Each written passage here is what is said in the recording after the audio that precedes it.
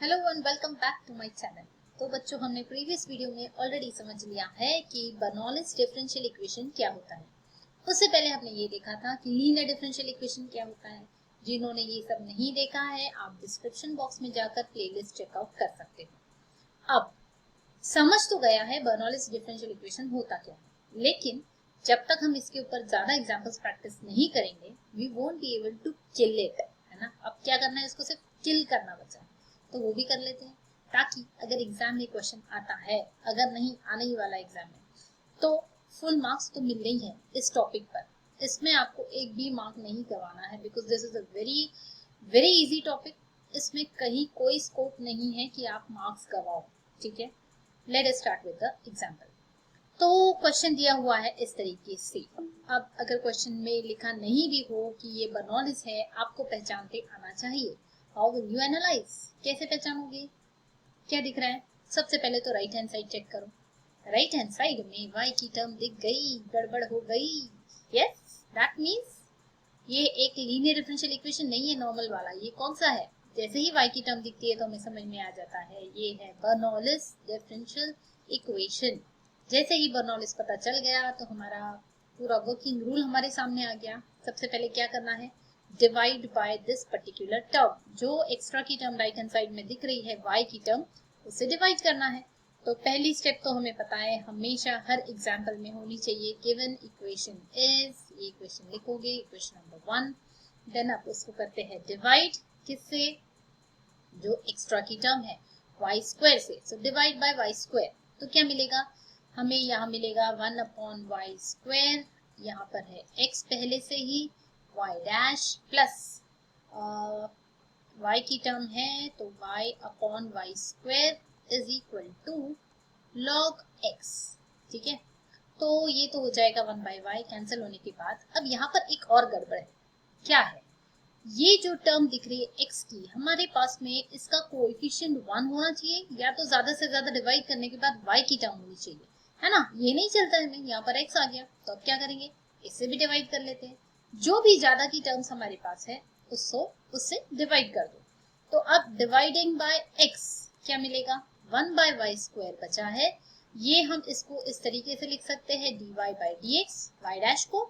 तो यहाँ पर हमारे पास तो ऑलरेडी 1/y एंड ये x से हमने डिवाइड किया है, तो 1/x। जैसे मैंने बताया है, x और y की टर्म को सेपरेटली लिखना है, 1/x इंटू y नहीं लिखना है, अलग अलग लिखोगे आप। इज इक्वल टू, ये log x है, इसके नीचे x की टर्म आ जाएगी अपॉन x। ठीक है, तो अब ये क्या दिख रहा है, ये हमें मिला है कुछ इस तरीके से डिवाइड करने के बाद। अब आता है हमारा स्टेप नंबर 2। वर्किंग रूल में स्टेप नंबर 2 में क्या बताया था मैंने, कि यहाँ पर जो भी टर्म y की मिलती है हमें उसको सब्स्टिट्यूट करना है z, एंड साइन चेक करनी है, बताया था मैंने। प्लस अगर यहाँ माइनस होती तो -1/y को आप z लेते, पर प्लस है तो कोई टेंशन ही नहीं है, हम डायरेक्टली पुट कर देंगे। What? Put 1/y equal to z। And जैसे ही ये पुट करते हैं, उसके बाद हमें इसको डिफरेंशिएट करना होता है दोनों साइड को विद रिस्पेक्ट टू x। तो 1/y का डेरिवेटिव क्या होता है? -1/y² into dy by dx, क्योंकि विद रिस्पेक्ट टू x कर रहे हैं, इज इक्वल टू z का डेरिवेटिव क्या होगा? dz by dx। ठीक है, अब ये जो दोनों वैल्यूज है यहाँ पर जो हमें मिली है, दिस एंड दिस, इसको पुट कर देंगे इक्वेशन नंबर 2 में। Therefore equation 2 becomes या implies। ठीक है, तो ये जो वैल्यू दिख रही है आपको, what is this value? ये यहाँ -1/y² है और यहाँ 1/y² है, मतलब can I write this as -dz by dx, है ना। ये वैल्यू बन जाएगी -dz by dx, एंड यहाँ पर आ गया +1/x ऑलरेडी था, एंड 1/y की जगह आ जाएगा z is equal to log x upon x। बस, कुछ भी नहीं करना है। हाँ, कुछ करना है, थोड़ा सा कुछ करना है, इसको थोड़ा प्रॉपरली लिख सकते हैं ना। क्या कर सकते हैं हम, यहाँ पर माइनस हमें अच्छा नहीं दिखता है ना सामने में, तो इसको हटाना है। माइनस को हटाना है तो क्या करेंगे, multiplying throughout by minus, इसको हम ऐसे लिख सकते हैं -1/x into z is equal to, यहाँ भी आ जाएगा -log x अपॉन x। तो अब ये आ गया हमारा एक प्रॉपर लीनियर डिफरेंशियल इक्वेशन। इन विच वेरिएबल? इन वेरिएबल z। अब यहाँ पर y में नहीं कर रहे हैं हम, यहाँ पर z वेरिएबल आ गया है। ठीक है, नेक्स्ट क्या करना है, अब जैसे हम लीनियर डिफरेंशियल इक्वेशन सॉल्व करते हैं बिल्कुल उसी तरीके से सॉल्व करेंगे। तो इसके लिए ये इक्वेशन को यहाँ रीराइट किया है मैंने, ठीक है। अब इसको सॉल्व करते हैं।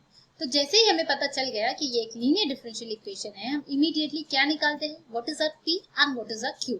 तो p क्या होता है, z को छोड़कर यहाँ जो भी टर्म होती है, तब मैंने बताया था y को छोड़कर जो भी होता है वो हमारा p होता है। अब यहाँ वेरिएबल है z, तो z को छोड़ के जो दिख रहा है that becomes our p, and q तो हमें पता है जो भी राइट हैंड साइड में होता है वो होता है हमारा q। तो once we get the values of p and q, तो हम सबसे पहले क्या निकालते हैं, इंटीग्रेटिंग फैक्टर।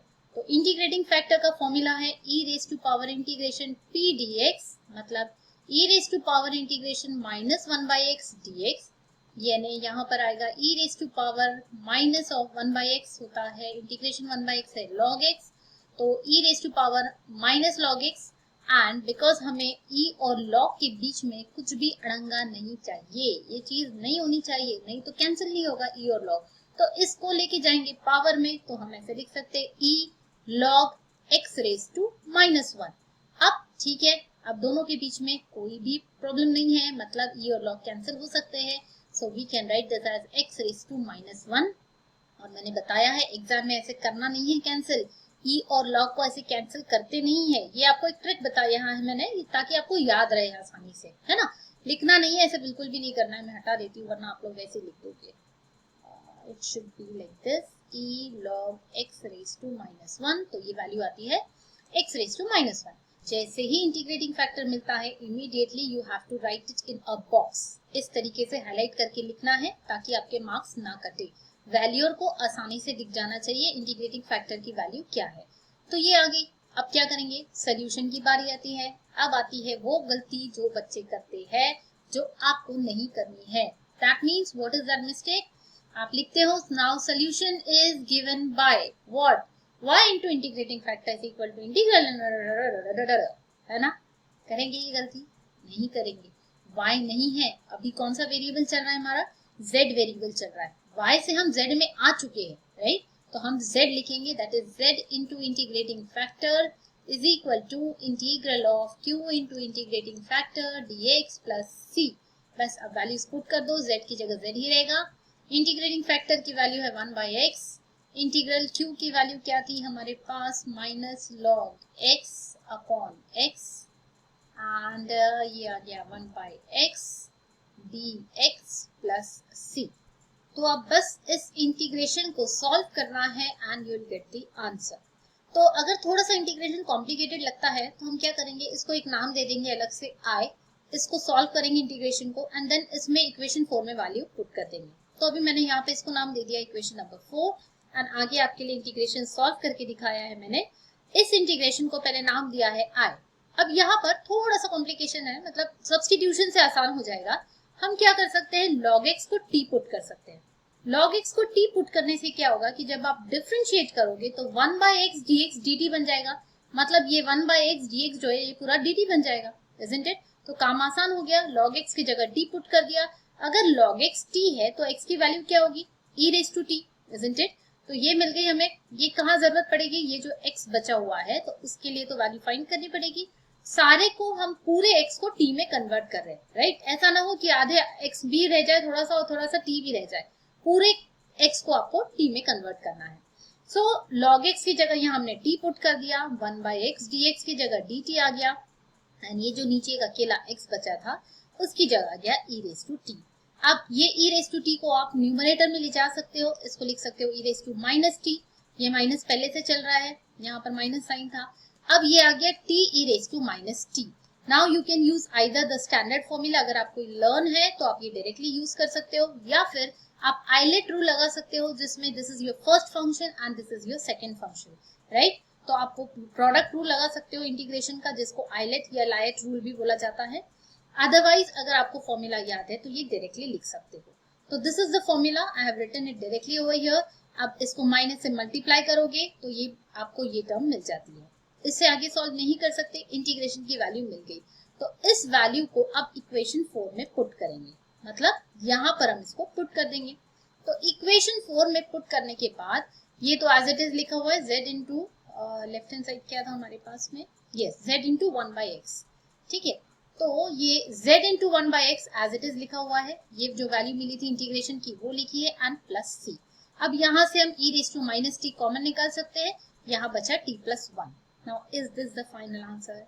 प्रीवियस वीडियो में भी बताया था कि ये कॉमन मिस्टेक है जो बच्चे करते हैं, आपको नहीं करनी है। यहाँ पर आकर स्टॉप कर जाते हैं और एग्जाम में इसको ऐसे ही छोड़ देते हैं, ऐसे नहीं छोड़ना है। क्वेश्चन में क्या था, x और y, सिर्फ दो ही वेरिएबल्स थे, उसके अलावा कुछ नहीं था।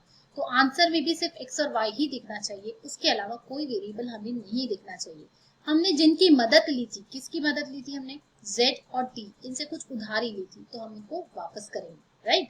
तो z की जगह क्या था हमारा, आई थिंक 1/y था। व्हाट वाज आवर z, कहाँ गया यस, z था हमारा 1/y, तो उसको पुट कर देते हैं वापस। Yes, so 1/y into 1/x is equal to, t भी हमारे क्वेश्चन में नहीं था, हमने उसकी हेल्प ली थी। तो यहाँ पे t की वैल्यू क्या है, log x, तो ये हो गया log x plus 1। e raise to minus t की वैल्यू क्या हो जाएगी, 1/x, because e raise to t की वैल्यू x है, तो this will be plus c। So this is your required solution, which is the required solution। बस इसको box में लिख दो। इस तरीके से अगर आप एग्जाम में कोई भी सोल्यूशन लिखते हो या बनॉलिस का आप एग्जाम्पल इस तरीके से सॉल्व करते हो, तो आपका आधा मार्क भी नहीं कटेगा, you will definitely get full marks for this question. बस इस तरीके से जैसे मैंने बताया है, चीज़ों को हाईलाइट करना सीखो, जो माइनर मिस्टेक्स होती है उसको अवॉइड करो, जो मैंने बताई हुई है यहाँ पर। इस तरीके से लिखोगे तो definitely you will score good marks. ठीक है, मिलते हैं नेक्स्ट वीडियो में। Till then keep studying, keep smiling.